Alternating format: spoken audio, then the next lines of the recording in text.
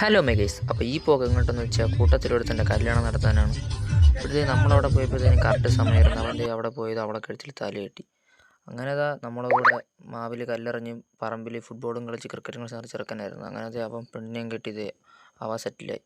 അങ്ങനെ താലിയെ കിട്ടിയത് പരസ്പരം അങ്ങോട്ടും ഇങ്ങോട്ടും മാലയെ കിട്ടപ്പെടുത്തതിന് അവൻ്റെ അമ്മ അവൻ്റെ ഇതായി കുടിക്കാൻ പാൽ കൊടുത്തു. അവനാണെങ്കിൽ കുറച്ച് പാൽ കുടിച്ചിട്ട് അവളെ ചെവിയിൽ പറഞ്ഞ് നീയും കുറച്ച് കുടിച്ചതി ബാക്കി വൈകുന്നേരം കുടിക്കാമെന്ന്. അങ്ങനത്തെ വൈകുന്നേരം കുടിക്കാമെന്ന് പറഞ്ഞ് അവിടെ പറഞ്ഞ പോലെ കേട്ട് പാൽ തിരിച്ചു കൊടുത്തു.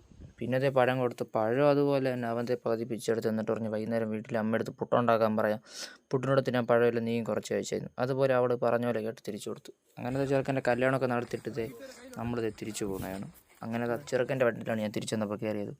പിന്നെ അവിടെ കല്യാണം കഴിഞ്ഞ വിശേഷങ്ങളും അവളെ വിളിച്ചിറങ്ങുന്ന കഥകളൊക്കെ പറഞ്ഞിട്ട് അവൻ ഇരിക്കുകയാണ്. അതിനുശേഷം ചെറുക്കനെയും പെണ്ണിനെയും കൊണ്ട് വീട്ടിലാക്കിയിട്ട് ഇനി അടുത്ത് എന്ത് ചെയ്യാന്നുള്ള പ്ലാനാണ്. അങ്ങനത്തെ എല്ലാം കൂടെ പ്ലാൻ ചെയ്ത് വൈകുന്നേരം പുറത്ത് ഫുഡ് കഴിക്കുക എന്നുള്ള പ്ലാനിലെത്തി. അപ്പോൾ ഓക്കെ ശരി എന്ന് പറഞ്ഞ് എല്ലാവരും വീട്ടിൽ പോയിട്ട് വൈകുന്നേരം ആയപ്പോഴത്തേനും തൊട്ടടുത്തുള്ള സ്കൂളിൽ പിള്ളേരെ കാണാൻ വേണ്ടി കാറും എടുത്തുകൊണ്ട് പോണ പോക്കാണ്. ആടിപ്പാടി പോകണതൊക്കെ കണ്ടാൽ നിങ്ങൾ അങ്ങനെ പോവുകയാണ്. അങ്ങനെ സ്കൂളിലൊക്കെ പിള്ളേരെ കണ്ടുകൊണ്ട് വന്ന് വീട്ടിൽ നിന്ന് ശേഷമാണ് പറയണത് ഫുഡ് കഴിക്കാൻ പോകണില്ലെന്ന്. അങ്ങനെ ഫുഡ് കഴിപ്പൊക്കെ മൂഞ്ചി. എന്തായാലും അവൻ ഹാപ്പി, അവൻ പെണ്ണും കിട്ടി, അവൻ കുടുംബമായി. അങ്ങനെ നമ്മുടെ ഫുഡ് കഴിപ്പ് മൂഞ്ചി. അപ്പോൾ ഇത്രയേ ഉള്ളൂ. ബാക്കി നാളെ.